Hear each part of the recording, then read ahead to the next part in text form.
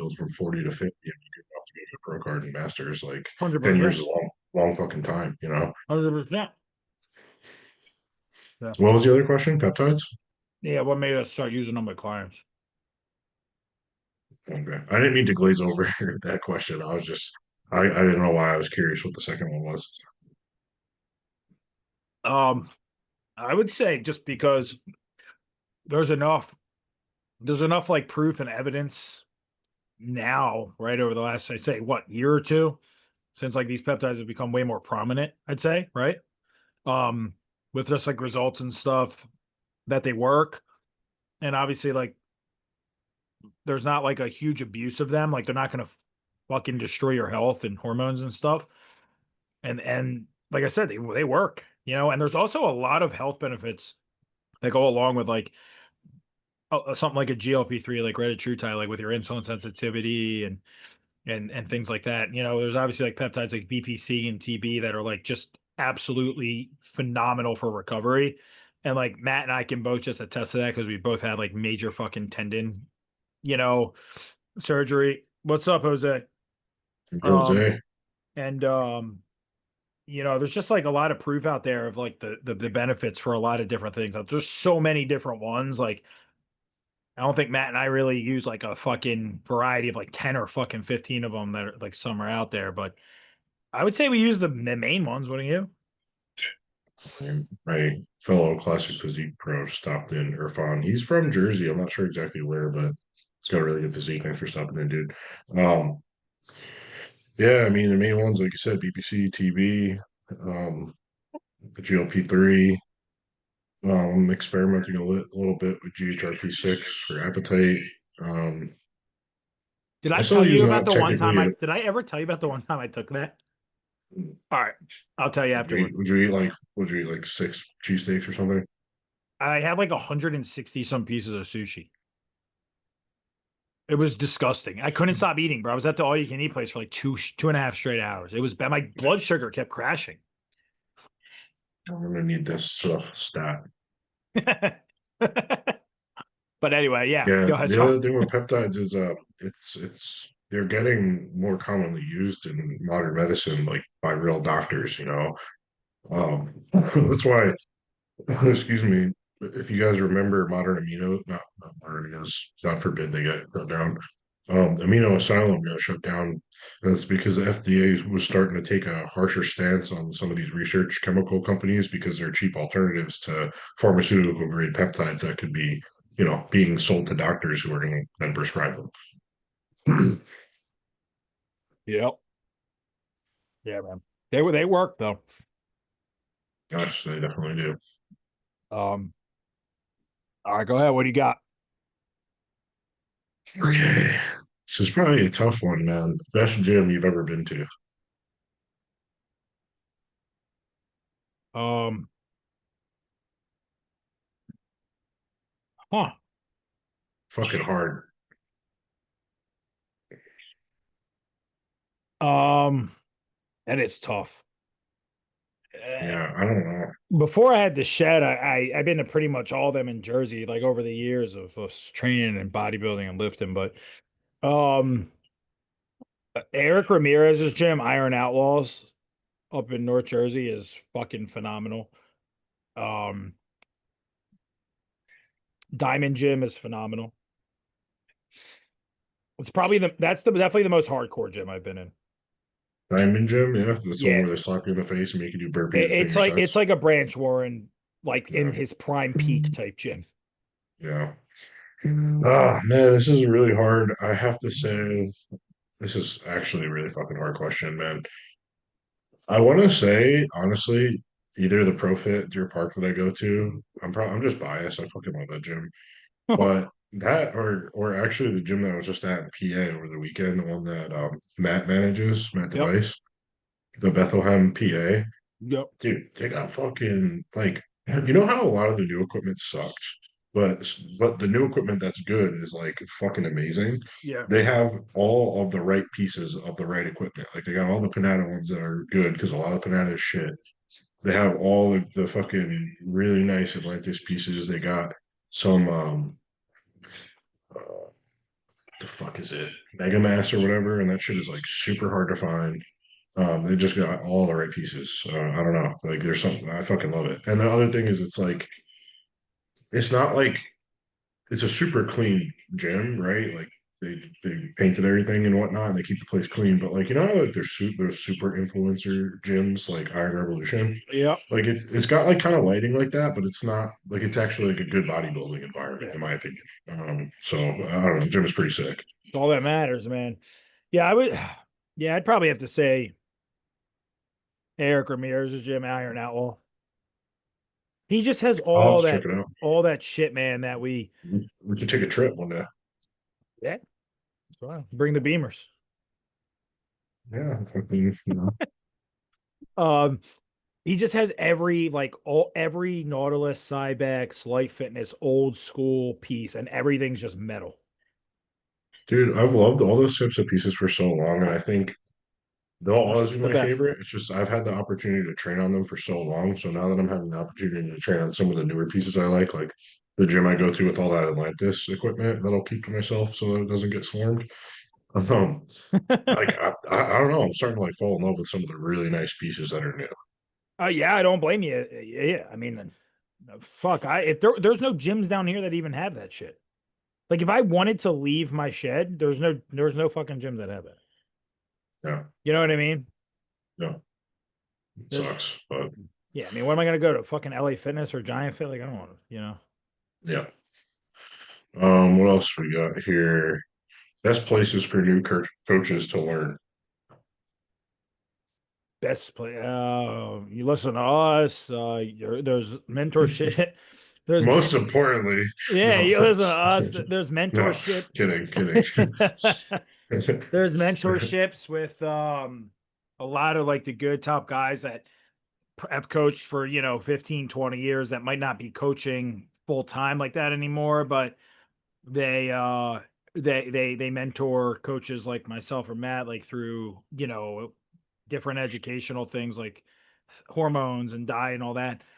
um there's a lot, there's I wouldn't say a lot, but there's a handful of probably some really good podcasts. Like if you message Matt or I like for recommendations where you could definitely learn, where they have like some of these top like IFBB coaches on there and shit, and they just talk about various things like from PEDs and peaking and different shit. So I mean, there's so much information out there.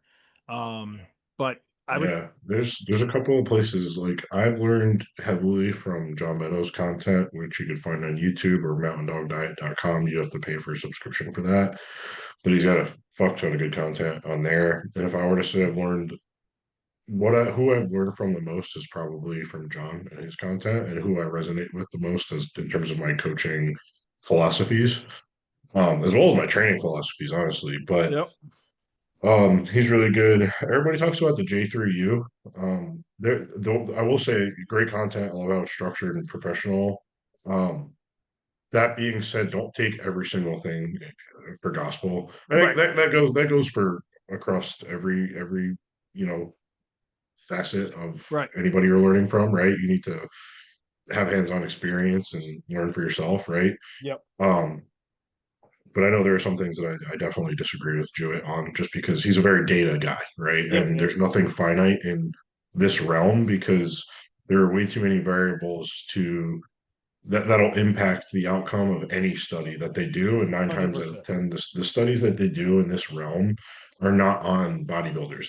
They're typically on at best collegiate athletes and try to think about the amount of variables on a study against a specific style of training or how refeeds impact your metabolism, you name it. How are you going to control the sleep of this athlete, the diet to a T, their training to a T, them not boozing every weekend and all this shit, right? Like this is the whole point is you can't just because somebody points to a study doesn't mean that like that is finite. And right. things get disproven and proven otherwise in science in general, but in this space as well, right? Anything health related. That like you said, mentor I think is a really good route to learning. Yeah, especially because like those are typically one on one, right? Well, yeah, I mean, some of them, right? Like, and you could literally just come with a slew of fucking questions for. experience, your clients if you have anything, and learn a fucking ton. So Yeah, and all for all those that are seeking new places to learn, um, just don't bite off more than you can chew. Like you never want to take on a client that you aren't going to know what to do with if shit hits a fan or whatever, you know. absolutely, I completely agree. And I mean, obviously, it goes without being said, but you can message Matt and I if you have any questions too. We're pretty nice. Yeah, for sure. Uh, thoughts on carb cycling during prep? I mean, I think we both agree it's good. It's great. We both pretty much do it a lot. um, I will say that there are some athletes where if they are higher, that sometimes they don't need a high day or refeeds on an every week basis, right? Sometimes there is athletes that might not need one for a good few weeks because you really have to fucking dig to And start. realistically, just to give an example of that, right? Let's say you have a bodybuilder and he's been eating 5,000 calories and now you're shifting him into a prep mode. Like you don't, if he's still eating 3,200 calories, Right. like you don't need to fucking refeed this guy. You know, No. you don't need to give him more carbs. Yeah, you could pull his carbs down on his non-training day, but you also don't have to Right. 9 times out of 10 when you're making such a big drop in calories, right? Right. But these are just examples. Like pretty much 9 times out of 10, there's me and Steve are carb cycling. There are points in which somebody's diet phase where we might not be carb cycling for a week or two or whatever, a few weeks if it's the initial start of a diet or something. But yeah, I mean, you talk to any of our clients, especially the ones in the latter stages of prep, it's like, all right, chicken every other day, and it's this all of a sudden this person's getting, fed 3, 4 times a week, right? Yeah. Oh yeah. Yeah, man. Yeah. Like I was saying too, like there are some people like if somebody's never been in shape before and they carry a good amount of tissue and they're say it's their first time competing or their second, but they just came to us and they weren't in shape previous. Like like we kind of said, 9 times out of 10, sure. Like the last like 4, 5, 6, 7, 8 weeks, you're going to be being refed probably one, definitely, probably two. Sometimes depending on the athlete, like 3 times. Like with David, dude, some weeks the guy was being refed like 3 fucking days in a row of like 1,000 carbs. Just and like these guys like with SETA, like they're just gaining like fucking 1 pound after eating like 2,000 carbs. But like that's not every client, right? Like we were saying, like there's some people where like they literally have to go 3, 4 weeks without a high day to just dig in and get that fat loss fucking going and just like get dug into with low carbs and all that. Cause like, and usually that's women more than men, usually, Yeah. usually sometimes, um, so but we're huge fans and of carb cycling. It does work. Yeah. Yeah, and the individual that asked this would be curious to know why, I'm sure. And there's a few reasons, right? I would say, and in no specific order of importance, one being training performance, right? Obviously, when you're depleted, you're not going to have as much energy, as much Right. glycogen in your muscles, so you're not going to have as much endurance or strength when you train. And by increasing the carbs, I typically, if I'm refeeding somebody and they're in a phase where they're being impacted with their training performance because their food is so low, I'm putting that food peri workout, right? Yep. Then if they train early in the morning, they're getting a pretty good meal before bed, followed by some good peri workout nutrition. Yep. But that's going to make them perform better in the gym and make them retain more muscle during prep, right? Um, Another reason is to fill up the muscles, right? Get some glycogen from like a look perspective, you know. Absolutely. So you have to push flatness to get condition, but at a certain point you get diminishing returns. So you do have to fill that muscle up every so often, right? So it's another important piece of it. And third is retaining your metabolic rate or mitigating metabolic damage, right? This is actually one of the things I was alluding to with Jewett is he doesn't agree based on the data that refeeds increase metabolic rate or mitigate metabolic damage, but just through experience with myself and athletes and seeing you with all your athletes, I could say that is absolutely false because I think it's one of the most important things to Yeah, what the fuck? mitigating metabolic damage. Yeah. Yeah, I know I'm saying maybe he's changed his stance on this. I don't want to like speak out of turn and whatever, but I have seen clips of him saying that, based off of the data that he was alluding to, but it's like, I don't care what the study says, dude. Like every single one of my clients is it's rare that I've had to push a client beyond the point that I'm comfortable with in their caloric range simply because we've been able to keep their food higher through refeeds. Yeah, absolutely. I agree. I agree. And there's also too like provided like some other data is on point too, right? They're sleeping, they're Right. consistent with that. They're good at managing stress. They're not fucking stressed out. Like we all obviously take all that into consideration. I actually got a question about that, about like how we what we ask like clients for, like what biofeedback markers on a check-in. All right, that's one of your questions. Yeah. Should we pull up the hook and check-in form? Yeah. We'll go through line by line. um It's all things like hunger, scale of one, everything's basically on a scale of 1 to 10. If it's not a yep. yes or no, or like tell us about. Yep. But I guess like to start, most importantly, is like the comment section because usually that's where people will be like, I had a rough week, or this happened in my life, and I struggled on my meal plan, right? Like we're humans. This doesn't have to be like a transaction where it's like, yes, did you meet your meal plan? No, whatever. You could let us know if there are things that might be impacting your performance or even your mind space, right? That's another one of the specific questions. How's your head this week, right? Yep. Digestion, sleep, recovery from training. How's your training performance? How's Yep. your progressive overload? All these types of things. Yeah, we ask all that, because if somebody puts on their check-in form in our app, like your stress was a 9 out of 10 and your sleep was 5 hours, and the sleep quality we asked too was a 5 out of 10, you 100% of the time, Adderall is going to come back and say, okay, well, you didn't get feedback on why. So we're going to ask you why. Like, yo, your stress is a 9 out of 10 and you're only sleeping 5 hours. Like, obviously, this is no way that we're going to make progress, but what is causing this? So we know how to better respond. And, maybe that week it's like, yo, I'm having a really shitty fucking week. Maybe you need a little more food that week, or maybe we'll advise you to take a few days off from the gym or cut back on your cardio or something. But we can't use that biofeedback to coach you through why the stress is that high or why your sleep's so bad if we don't know the whys behind things. So I think that's a lot important for a lot of people to know too, because without that why, we have no idea what's going on. You know what I mean? So, but yeah. Um, what else? You got a few more? Yeah, a few more. Um, Do you track hormonal health, and are you able to help clients with hormonal issues, or do you have yeah, yeah, yeah, for sure.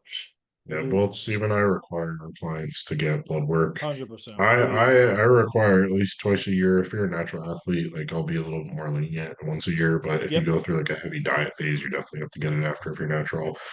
Yeah, And it's if there's anything, Steve and I don't know from if there is something like really wacky on your blood work, because we've seen enough at this point between the two of us, we'll be able to understand what's going on. But we have resources if there's anything that we're unsure of.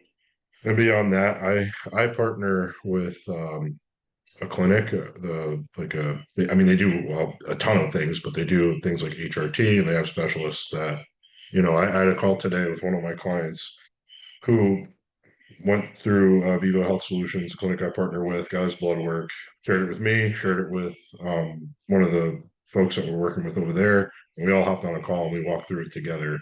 And he was able to prescribe a few things to him to help with the blood work markers, right? So we have pretty much all the resources you could ask for from that perspective. yep. Yeah, absolutely. Yeah, but we require labs, we can read them, and like Matt said, if we don't have an answer to something, we've got a lot of good mentors and sources to pretty much find an answer for whatever it is. So yeah, good question. Solid question. Yeah. What else you got? Uh, uh, Okay, so one of my clients asked about getting feedback. Like they understand it's important, and she was asking if we can ask them questions. So um, um, I'm not sure beyond like, hey, what feedback do you have? You really want to ask the judge? Like, I would never go to a judge and be like, why did why did this person beat me or whatever, because it's kind of disrespectful. Yep. But generally, it's pretty straightforward. If you're able to grab them, after the show, oftentimes we'll be hanging out backstage or whatever. You can ask, and they'll help you. If not, you can email. They provide who will provide the feedback, and depending on the judge, they'll provide you very detailed feedback. Yep. Yep. Yeah. There's some shows and judges like Matt and I can definitely go up to them and we can have that conversation. There's some other shows where we might be able to, but it might be a little harder. Like a Weinberger show, you know what I mean? Like to get a hold of Big Steve or Justin Randall when they're still judging stuff. But we can message them on Instagram, or we can obviously they'll have we can email them. We'll always be able to get a response. So it's important to do that though. I think that's something we always do. So whether it's me or you or the athlete. So Yeah. Another quick one, does caffeine or pre-workout get cut in prep? So I don't touch any of that until about like 7 to 5 days out. I do, however, suggest that you don't go over 400 milligrams of caffeine or so per day. A little bit of leeway there. I know. I yeah, we mean, usually say like I'm a don't go terrible over culprit. 400. Yeah, Yeah. I'm a terrible culprit of going over 400. Well, dude, I don't really drink any caffeine, but like a half ghost on some days. As I say, not as I do. Fair. For me, it's because of my anxiety. No, I know, I know. That's why, if not, it'd probably be dope to fuck up on caffeine. I'm over here, caffeine, nicotine, fucking THC. What else do I got laying around here? This guy's all fucking jacked up on Diet Coke. I love Diet Coke. You know that. I know you do. You know. Diet Coke definitely has a special place in my heart. Yeah. I got a question. What can you recommend for someone newly postpartum? How did you do it with your wife? Um, so I'll answer the first part of the question first. I would say take it slow, obviously. Like don't if you're somebody, especially if you're somebody who is sedentary and you want to get in shape after that, you gain the baby weight, like don't expect to be jumping in and like you don't have to train 5 days a week and blah blah blah. Like start slow, right? Like start with walks and some body weight training, things like this. But if you're somebody who's like, I'm hired a coach, I need something, just make sure you work with somebody that treats you like you're not a bodybuilder, right? Yep. Because Steve and I obviously treat our lifestyle clients. We create their plans to fit their lifestyles, right? Oftentimes, these are just people who are very busy. They have families. They work high level careers. They do whatever. Um, you can imagine that we do a lot of different things to accommodate their schedules and their meal plans and stuff like that, and their workouts, so that they're feasible. So that's what I would recommend from that perspective. But I could tell you what I do with my wife is effectively just treated her like I would any other client in the sense that she checked in every week and we had macros, so she was able to do flexible dieting. I think that's something that's also a good idea for anybody who's kind of not going into it to go say, hey, bodybuild, but have variety and choice, right? But yeah, I mean, pretty much the same as every other client. Yeah. Yeah, I would say with postpartum too, kind of just to piggyback off what Matt said, obviously, like if I have somebody who comes to me postpartum, obviously if they're breastfeeding or not is very important.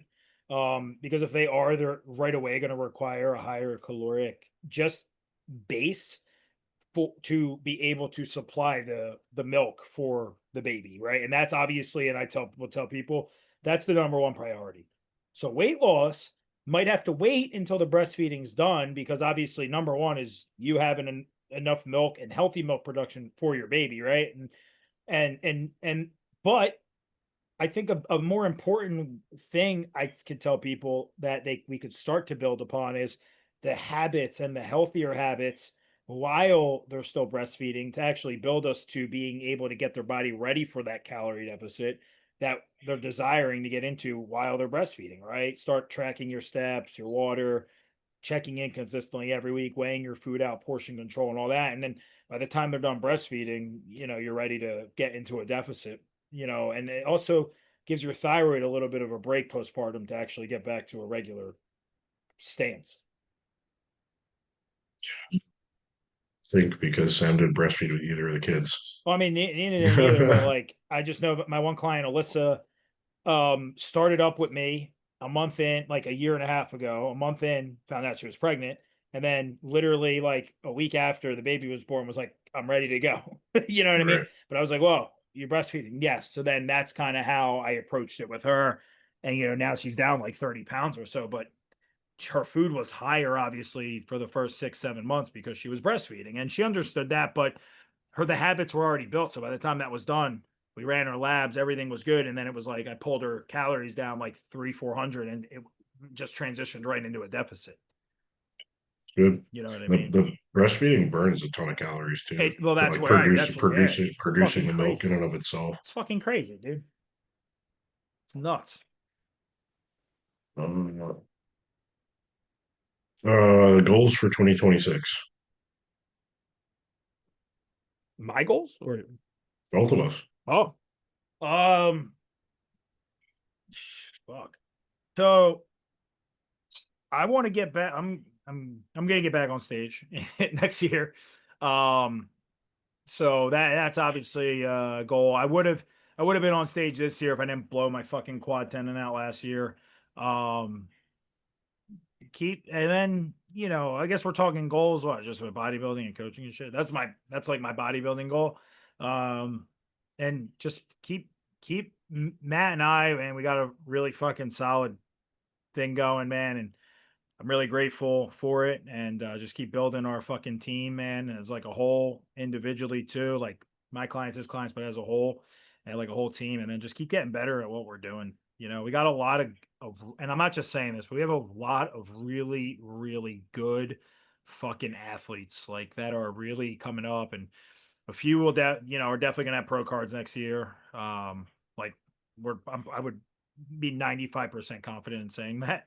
And then over like the next 2, 3 years, man, some of these people are just really good athletes, and really good people. So I'm excited for that, and just excited for Matt and I to keep growing and keep getting better at what we're doing. Agreed. All solid goals. For myself. I got one more, and it's to Oh come shoot. and it's to come see you at the Olympia next year. Yeah. That's a lofty goal with some I already told you, bro. changes, You make but the Olympia next year, I'm definitely coming. oh fuck yeah, you better. But 100%, um no doubt. my goal, I try to be realistic with my goals, right? I've achieved pretty much all the goals I've set out in life. So the new ones that I do set, I want to make sure that they are realistic. Yep.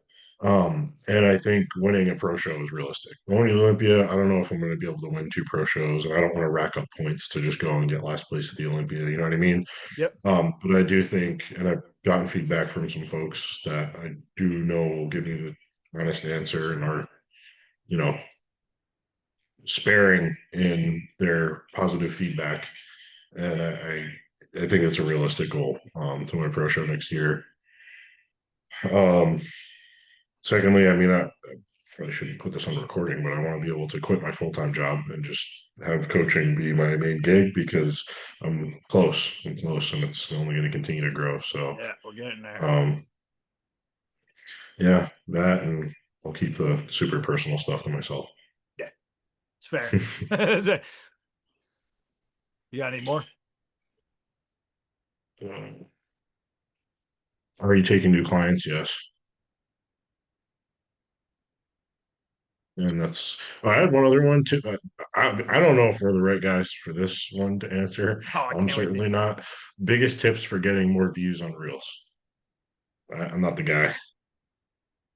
Yeah, fucking Christ. If anyone has a tip on how to grow my hair back, I'll take that. But real views on reels. I'll tell you, I guess like people like listening to us. I don't know, but I don't. When it comes to like fucking social media, Matt and I are just the wrong fucking individuals to ask. Man, oh my God. We're like on social media and do what we do on there, like because we almost have to for coaching.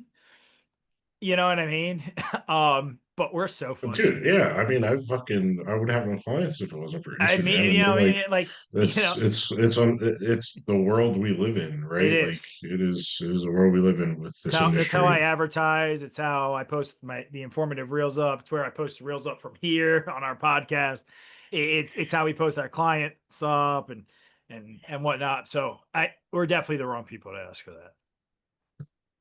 Yeah, I feel uncomfortable posting every day, that. Me but too. it's I've like pretty religiously been posting every day, if not like 6 days a week. And like I just feel like I'm a nuisance to people, like, oh, look at my shit, look at my shit. But it's like it makes so much of a difference on how the algorithm, like, I guess, spits your shit out to other people.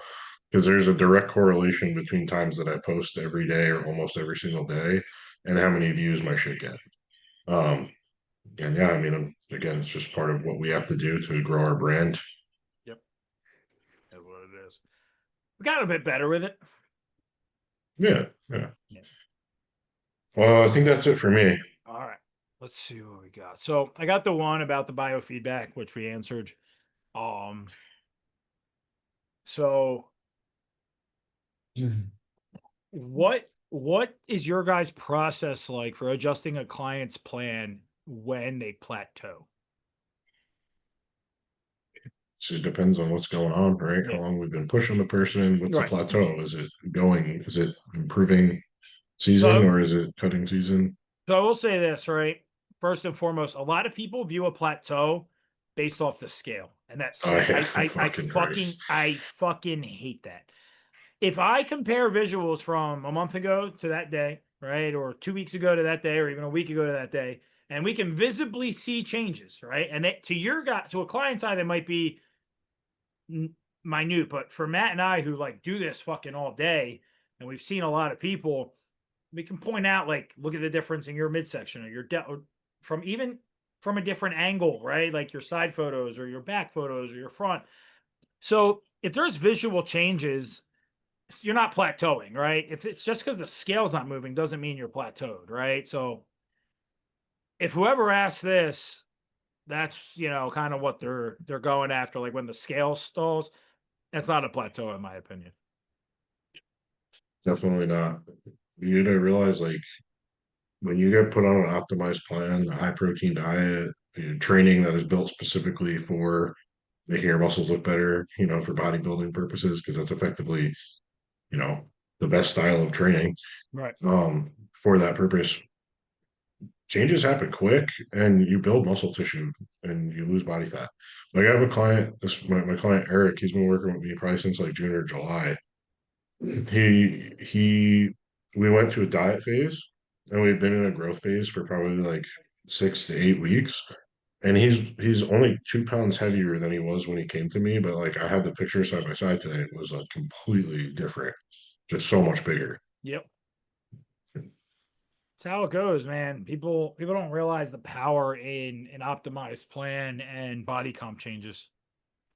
Isn't it so nice when you get somebody who's like got a really good frame built already, just based off of like what they've been doing, and Yep. then you put them on an optimized regime? Those people fucking like Oh, dude, it's great. it's insanity. It makes our This job easy. dude, this kid John, I started working with. He's competed and all that, and he came to Is me that kind of in an John off-season Silver? phase.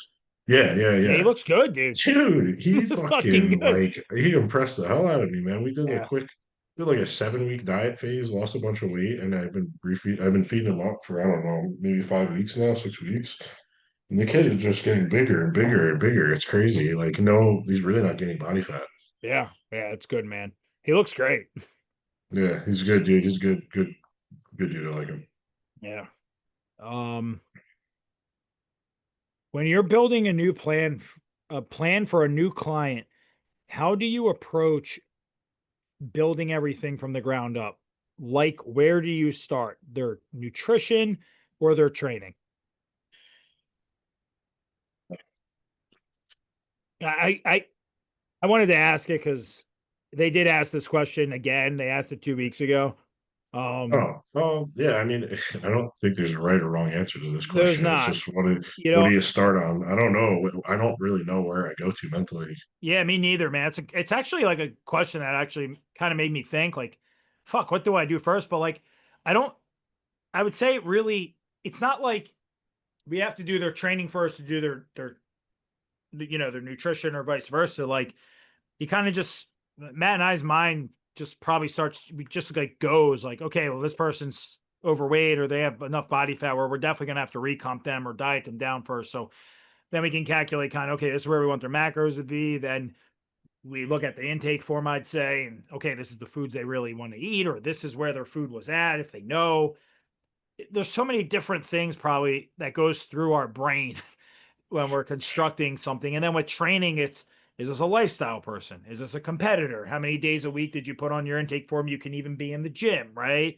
And then construct a split from there. And then the exercises, right? What injuries did they have, right? I'm not going to fucking have you barbell squatting if you fucking herniated disc in your back. You know what You I have one mean? leg. Yeah. So you're gonna do Bosu ball squats. So a lot of things go into it, but I don't really know where my mind goes first, to be honest with you. I yeah, it's a I it's a agree. it's a question that makes us think, but I don't think there's no right or wrong. Yeah, like you said, it's like once we have the info, we immediately know what we need to do and we just execute on it. Exactly. Yeah. Um. So I got the biofeedback question. Um. I got a question about blood work. So, what's your guys' view on blood work, and how do you use that to optimize the way you coach somebody? Which I thought was a good question. Um. So we kind of already touched on this a few minutes ago, but Matt and I require like I would say that's probably like one of our only like you have to do this, right? Like you like if somebody tells me they are unwilling to get lab work done, I won't coach them. And I could probably speak for Matt too because like that could fall back on us and like it's not a fucking smart way to coach somebody, right? Like if now if it's because like financially like there's clinics out there, right? There's ways that we could get it done, even if it's just baseline fucking lab work. You know what I mean? Just something for us to see some form of, you know, internal health markers.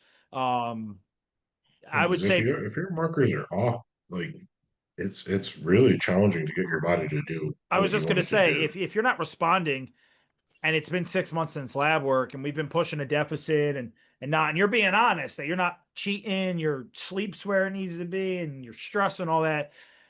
And it might be your thyroid. How do we know that without lab work? So I would say definitely 1 to 2 times a year for a lifestyle client, an enhanced, whether it's an enhanced competitor or an enhanced lifestyle client. It's before a cycle, right? A certain time period after a cycle, like those are pretty mandatory for us, I'd say, right? Um, Hey, Shaw, what's up, man? He's best friends with Gavin, and he's got an oh, insane nice. physique. Thanks a And lot, so man. he just started. Gavin was telling me he just started working with Austin Brown. I think that's a very good move. Yeah, nice, nice, awesome. Yeah, Thanks, man. I rooting for you, dude. appreciate it. Thanks for watching us. Um, but the lab work, like somebody could be in a deficit and it could just stall, and then we run their lab work, their free T3's low. From there, it's like, all right, maybe they need a little bit of T3, right? Or maybe it's as simple as, hey, let's put something like the metabolic activator in, right? Weren't we just talking about that the other day? Yeah, something like that, and then just raising their food up, right? Or maybe that's a time where they need some high days, and we go to a carb cycle approach to give their body some days during the week where they're getting more nutrients in there to support the thyroid, things like that. So um, that's how we use blood work to more or less coach somebody, So with the training, I mean, they asked about how to coach them through their training and nutrition. I don't. It's Adam. Thanks, bro. Training is like, what would you say for that? Like, I would say like their inflammatory markers could be a good sign, right? Like if someone's training 5 days a week and their fucking CRP's through the roof, maybe Yeah, maybe got back them down, maybe give them a week or so off or yeah, their that and saw, just their sex hormones, right? Like if their Yeah, well, that testosterone too. is Just shot yeah. or whatever. Yep. Because that was when I was working with you. What are the inflammatory markers? So your C-reactive protein, homocysteine, um, cortisol. What is that? Those are typically the ones that I look at. I don't know if Yeah. there's anything else Yep. you look at. I mean, I think CRP and homocysteine can tell us just a lot right there. Yeah. Um, what was I saying before that? Fucking no. So bad. We both just blanked the Yeah. fuck out. Yeah.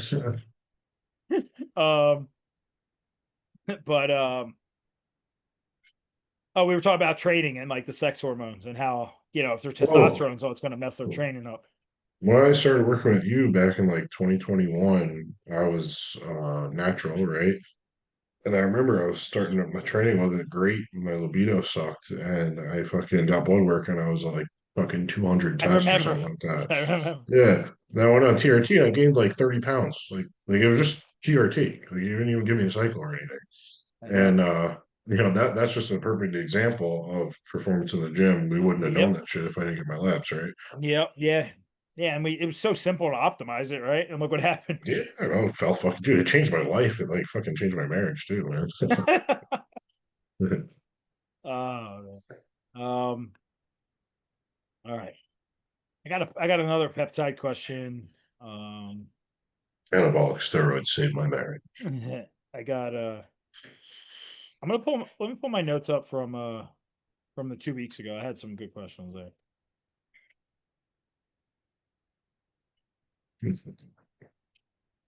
You see Sam's Yeah. So I was laughing. thing. So, this is a question. So this person said it's a female. I messaged them about this, but they never answered me or even read it. Um, I got lab work done, and my insulin was 20, which I told them that's way past insulin resistance. How should I balance my diet to fix being insulin resistant? So it honestly, it probably gonna sound cliche and um probably gonna sound really simple because it really is. You just you got to lower your carbs, right? Carbs right now are your fucking enemy, 100%. Your body's not utilizing a single one you're eating, and you got to really stick to solid, healthy lifestyle changes. Walking enough, getting some good solid cardio, and sleeping enough, managing your stress, and having a good solid foundation of nutrition day after day. I guarantee you do that for 3 months, you'll probably see that go down within a month. For sure, yeah. Along with your A1C that is absolutely through the roof, probably, I and she so that's what I asked her. I said, "Do you know where your glucose and your A1C was at?" But she didn't answer. Which I'm assuming with 20 insulin, she's probably at a 5.7 or above. your thyroid's probably in the shitter too. Yeah, I didn't even get to that with her, but Right. But the point being, like, seek help. 100%. Seek help for this because Yeah, if you listen to what somebody like Steve or I, put in plan for you, these markers will improve significantly very quickly. 100%. You don't need no fucking fancy supplement. This is literally just a lifestyle change. With food Hmm. and training and sleep and recovery, you'll be fine. Yeah, and dude, make it because these things Yeah, will these are take bad. Bad. years 20 off is of your bad, life. bro. Like 20 you is will get bad. you, yeah, these things will take years off your life. You will, if you're not 100%. already, will be massive, morbidly obese. 100%. And it's unfortunate when people don't, especially when they know the data. 100%, bro. Yeah. Um, what are your guys' philosophy on nutrient timing? Nutrient timing. Oh, um, I mean, the most important is workout, right? Get some good carbs in pre, intra, post. Yep. Some good protein in pre, post. A little bit of fat to sustain you during that period. Um, and beyond that, I mean, as long as you're not going beyond like 4 hours between eating, optimally somewhere between like 2 and 3. I'm not like a huge stickler because like I understand people have careers and lives and stuff. Um, and just beyond that, a couple of other things that are important: have consistent protein in every meal. Like Yep. some people I've understood and seen experienced that they might be on a macro based plan and they might have a meal that's only carbs. It's like, no, you want to have protein with every single meal. Yep. They keep that consistent throughout the day.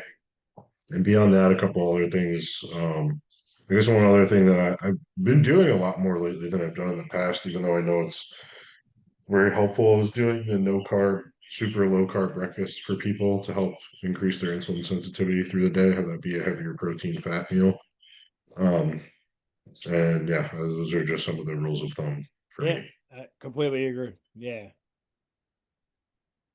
Every 3 hours, that's been a game changer. Good. Yeah, that's what Well, I you're told getting her to value. do. Just every 3 hours. It's a good, like you said, it's a good rule of thumb where if you go another half hour, an hour, it's not going to kill you. But say like something comes up and it's 2.5, still not the worst. You know what I mean? Yeah, yeah, Yeah. yeah. At the end of the day, like make sure you get it in, right? Like that's what we probably tell like somebody who was like a nurse or a cop or somebody like on a 12-hour shift in general, like a shift worker. Just at the end of the day, like if you can in that 12 hours, if you have to spread that where you're eating mid shift at 6 hours and then when you get off, it's another 6, 7 hours, it is what it is. You know what I mean? Like, so and like she said, she's not crashing or she's not as tired because she's and she quit energy drinks too, which is, well, it's It's because just I told her willpower. we're optimized, the last handful of time we've optimized her energy levels during the day because she's actually feeding her body, so um Quitting so energy drinks is a tough one. I don't think I could do that. yeah, I don't know, dude. The ghost that sour strips ghost, bro, and that grape is fucking good. I used to be like a huge beer guy before I got back into bodybuilding, and Yeah, I mean, I really do enjoy whiskey now, but like yeah, it's so rare that I drink. So energy drinks, like, scratch that itch for me. Yeah, a nice, tasty beverage. yeah, yeah. Same can't quit. No, she's the energy drink queen. She Yeah. fucking got dude. If there's a sale at Costco, she'll get like 4 cases. And it's just in my garage. Together we have 4 kids. She said try with she has 4 kids, dude. Oh, holy That's shit! why I said That's together still we have gonna four go. kids. Wow, holy cow! Yeah, between the two of Yeah, us, yeah. I'd be snorting caffeine with 4 kids right Maybe smart cafe. I thought you were gonna say Coke. now. Oh my god. I will ask what do you want to do? Two more? Yeah, sure. All right. So this person reached out to me on the side with the question. Um, they're having issues, they said, with their current coach. They said they just followed my page and they said, "Hey, I might be looking for a new coach soon. How can you?" And they answered it to the box on the question. They said, how do you ensure your clients feel guided and supported through your coaching?" Frequent communication and like asking actually how they're feeling. Because one thing I've noticed, like a lot of people are proud, right? Yep. And they don't want to admit that either, let's say they're in the middle of a push and it's getting to them, the low calories or whatever, or they're just, going about their normal business with you kind of on a normal diet plan and like life is just kicking their ass. Like sometimes when, you're just like, hey, how are you doing really? Like they'll kind of let you know and that makes your job a little bit easier because, you might pull back a day or two on the gym that week or pull their cardio down or whatever you might do to help relieve some of Right. that stress. It's just, understanding where they're really at, but also uh, believing in them, right? And being very honest with them, especially with regards to the bodybuilding coaching. Um, if you have a client who, let's say their goal is to go pro, like you need to be realistic with that client about, well, number one, what category are they in, right? Do they fit the mold of that category? Do they have the Yep. potential to, turn pro? But Absolutely. also the second piece is how long is it going to take, right? Because a lot of people come to you and everybody's like, oh, I want to turn pro. Like, all right, that's cool. I can help you get there, but it's not going to be this year, right? It might Right. be in 2 years or in 3 years, right? It all Right. depends. You got to be realistic with the athlete and where they're at. So yeah, those are some of the things. Yeah. Being very clear in the direction that you're going. Yep. Yeah. Yeah. No, I agree with everything you said. I think too, a lot of people see that like we're just normal dudes, right? We have wives, we have kids, right? We live just a normal, I guess, a normal day to day, right? Like we work, we families, right? So I I think that allows individuals to open up easier to us, right? I could be wrong, but just kind of what I've seen. And we also, I think you and I are very big on like a mutual respect, right? Like we want our Yeah, clients to be able to talk to us, but we're also, in my opinion, easy to talk to. So, and when a client tries to open up to us, we don't shut that down or shun that away, which I do think other coaches do, right? There are coaches who do that. They don't want to hear sob stories and they don't want to hear too much in personal or really in-depth things on one's personal life, which I think there is a boundary there, but I also think you and I are okay with getting to know our clients. I think that's something that's important to us. So we're able to help them and get to know them better.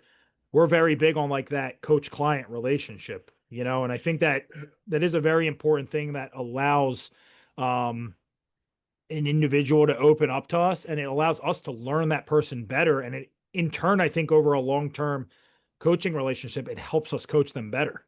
Like if yeah, when we get to know somebody better, if we know they stress easy or we can tell if their responses they're having a shitty week, like it allows us to manipulate their plan better to help them. And I would say that's how I would answer that question. yeah, agree. Yeah.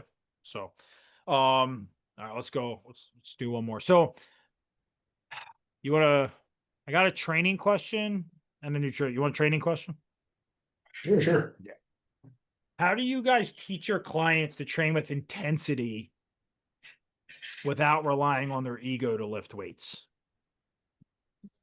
Well, form videos, Yep. and it's really emphasize like read the fucking form notes. The way I structure my training is I put all this stuff in the header. Your split, all that jazz. What are the Yep. lagging body parts we're really focusing on? But if you're doing your training day, it's this is the set and this is the form notes, and it is heavily emphasized on tempos. It's kind of hard to ego lift when you have like a 2 second negative on something. Yep.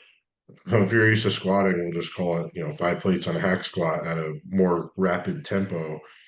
You're probably gonna have to pull potentially like 2 1/4 plates off to be able to do like a 2 second negative, a half a second pause in the hole. It's Yep. it's a lot different. Yeah. Yeah, I said Matt and I are big on like tempos. We put tempos on training, like, hey, we want you, a 3 count down, a 2 count contract, whatever it may be, a 1 count hold or what have you. And I think obviously that makes it hard to ego lift, right? I think to the intensity part, right? Like what you said, form videos, right? We're big on. So Matt or I might ask you for, these exercises, from your glute day or your back day, whatever. And we're able to assess, right? Okay, listen, dude, like you need to change this mechanically or form wise, slow this down, speed this up, what have you. But also too, like we're able to see, that you might not be near mechanical failure. And then we're able to say, hey, listen, like you could definitely go a little heavier there, or you definitely have like 2, 3 reps left in the tank. Send this to me again next week on check-ins. And I would definitely want to see a bit more out of this set. Your form was good, your tempo was good, but from an intensity standpoint, you definitely had more in you and you left a lot in the tank. So Yeah, those yeah, videos we can really tell dude. a lot with. Dude, my one client, Michelle, she's always had good form, but like right from the start, she really took note of the form notes, and she was sending me her form check videos every week, and I kept challenging her on the intensity, and now it's like every fucking set. She's got like some of the best training form and intensity Good, of my man. clients. Yeah, But so like she's something killing it. so small like that over like the first month you're coaching an individual like this can really set up success for 12 months down the road. Dude, And and yeah. and that's what I tell people. Like these little things like matter. Like one of my biggest pet peeves is when someone doesn't meet their step goal. And it's like they're there for a reason. Like, do you want to do another 20 minutes of cardio or do you just want to walk another fucking 1,500 steps? Like, go outside and just walk 20 minutes. It's good for you. You know what I Dude, mean? people underestimate how fucking powerful the Oh my step count God, is. dude. And Dude, it's there's no fatigue to getting a step Dude, count. Like this you're one guy I've been helping for like a year and a half. He literally has met his step goal probably like 2 times in like fucking 70 check-ins. And like, dude, a month ago I told him like, dude, I'm not coaching you anymore. I was kidding with him, but like we're at the point like coach client relationship wise where I could tell him that and be like, dude, I'm not coaching you anymore. if you literally fucking check in next week and your steps are lower than the goal because you've hit them like 2 times in like 75 weeks, like Yeah, you need to hit your step. Dude, the guy lost 3 fucking pounds just increasing his steps from like 9 to 11K.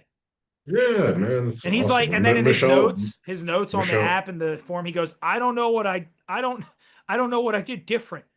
I'm like, dude, he's like, I haven't, like, you didn't change my diet. I'm like, dude, you literally walked, if you calculate, you walked an extra almost 14,000 steps over the last week. That right, fucking probably burned like another 500 calories, bro. right. That's And two extra days of his walking yeah, that's per what I day. told him. I'm like, dude, it matters. Like, that's what people don't get. This stuff, like, literally carries over day after day. And like, these small things add up. Dude, you know how like you see a lot of old people walking all the time? Like, Yeah. dude, those are the ones that like they're healthy. You know, Yeah, dude. it's weird. Yeah, And you Michelle, by see. the way, Michelle, who I referred to, is in here. Oh, what's up, So Michelle? it's yeah, she's awesome. Yeah, yeah. Awesome. That's all I got. They were good questions, though. We've been getting some really good questions, dude. Yeah, man. Yeah, this one went on a bit, but yeah, I'm gonna jump. I'm gonna go.